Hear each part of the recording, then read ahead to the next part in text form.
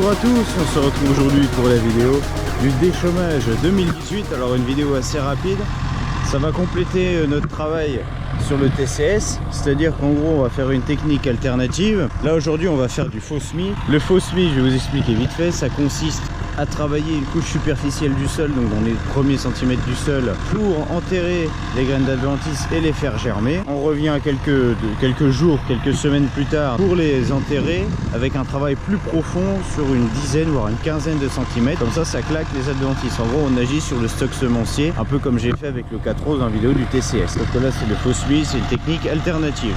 Donc là on va partir atteler le déchômeur de l'Akuma. C'est parti.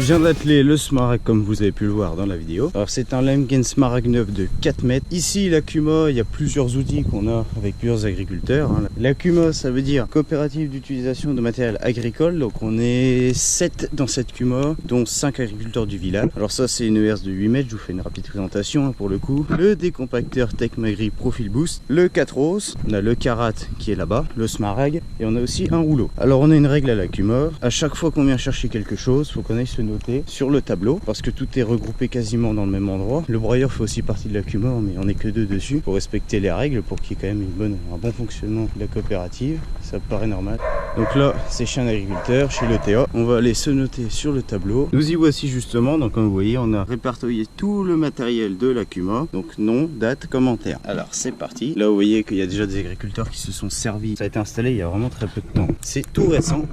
Donc nous on est sur le Smaragd 4 mètres, le nom, la date et on met pas de commentaire parce qu'il n'y a rien de spécial à notifier. Admettons qu'on le prenne plusieurs jours, j'aurais fait une petite aparté, j'aurais mis la date où je le prenais encore. Voilà, mais en général on essaie de le prendre qu'un jour pour respecter un peu les autres personnes qui souhaiteraient le prendre et comme ça on peut ainsi évoluer dans de bonnes conditions de travail et aussi dans une bonne coopération. L'avantage de l'Akuma, c'est quand même hyper intéressant au point de vue économique et même ça permet aussi d'avoir des relations entre agriculteurs, ce qui est pas souvent facile, surtout dans les régions comme nous. On constate quand même la saleté un petit peu qu'on peut avoir en dessous des pailles. Alors ça c'est dû simplement parce que l'orge elle a été passée au-dessus de toutes ces adventices, mais elles ont quand même continué à être en dessous. Donc là elles vont en profiter pour repasser dessus puisqu'il n'y a plus d'orge. Donc c'est à ce moment là que nous on fait un faux semis. Donc on va travailler la petite couche superficielle de sol. Pour les fourrières, les passages de roues et les rives de champ, j'ai préconisé quand même un travail bien plus profond. Donc ça veut dire que là on a vraiment bien retourné. Alors on a été chercher la terre du fond, on a tout enterré. Ça va pas faire le même travail que dans la parcelle parce que c'est pas le même but. Là faut éviter que ça revienne ici. Les passages de roues faut tout décompacter entre guillemets, on décompacte jamais un sol. Du coup on ramène un petit peu la matière organique au sol, ça veut dire que ça accélère la décomposition de la matière organique, donc ça nous permet d'accéder au processus de minéralisation. Le seul petit truc c'est qu'on perturbe un petit peu la vie du sol. Donc là il va falloir faire en sorte que les dents elles ne retournent que les premiers centimètres du sol. Donc on va faire en sorte que les dents ne travaillent que les premiers centimètres du sol en jouant avec ça, mais surtout avec ce truc là. Donc ça c'est une petite molette qui va me permettre de régler mon relevage. Dès que je vais relever l'outil ça va me lever au maximum, mais ça va être baissé au numéro que je leur ai indiqué. Donc là on est réglé sur le numéro 7, on va voir ce que ça donne ensemble, comme ça au moins on sera fixé. Là j'essaie vraiment de retourner une petite bande de sol, hein. C'est rien de... On accélère bien parce que le démarrage...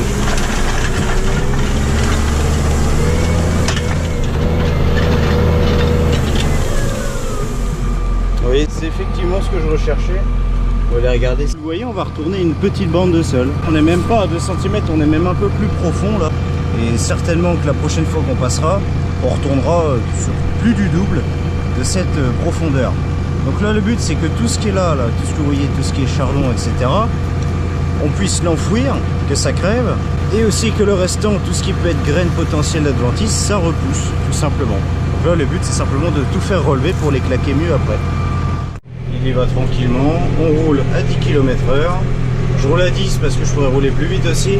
Et après si je roule trop vite ça va vraiment trop enterrer Les pailles, c'est pas forcément ce que je veux. Je voudrais un peu que la matière organique elle se décompose au-dessus. Vous le voyez, hein, ça fait quand même un bon boulot.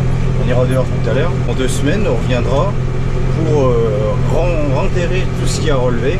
Mais vraiment là, cette fois-ci avec le Lemken Karat.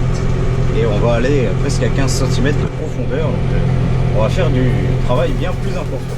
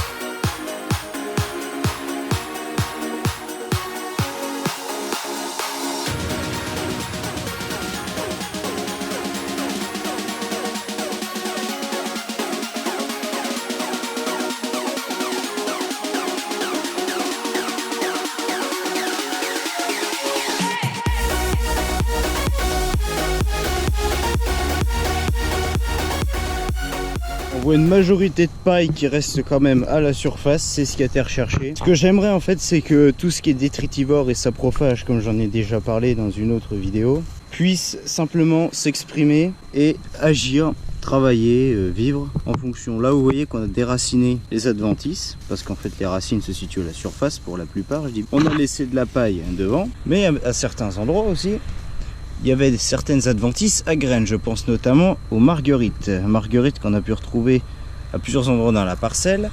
S'il y avait des graines d'adventices, elles vont regermer puisqu'on les a juste enterrées à ça du sol, quoi, à peu de choses près. Le temps que tout ça regerme, que ça repousse, s'il fait pas chaud, ça va nous prendre 1 semaine. Tiens, d'ailleurs, quand je parlais de saprophage, il est parti. Ça aurait été bien de pouvoir en observer un parce que c'est vrai que là, on les perturbe un petit peu aussi. J'ai vu quelques coquelicots comme dans le colza, donc ça, c'est pas forcément une bonne nouvelle. Mais ça, le coquelicot déteste ça, le faux semis. Tout ça, s'il fait chaud, vous voyez, ça aura le temps de tranquillement mourir, tranquillement se dessécher.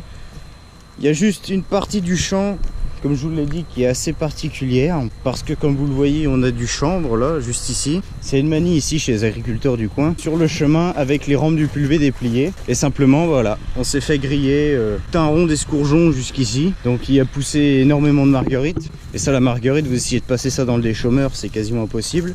Donc tout ça, on se les fait griller. Tout à l'heure, je suis passé là-dedans. Le but de passer là, c'était finalement de tout déterrer. Comme vous le voyez, j'ai déterré toutes les marguerites. C'est là aussi que j'insiste vraiment. C'est bien de traiter.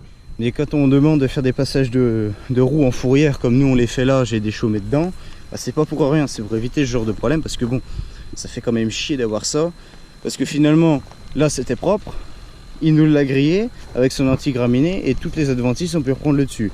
Vous voyez qu'on a des chardons, ce genre d'adventice qui est vraiment très casse-couille à gérer. Donc c'est pas forcément une réussite qui nous a fait le voisin. Mais bon, c'est tout, hein, c'est ce qu'on pense. Au moins il a prévenu, il a dit que c'était lui dans tous les cas.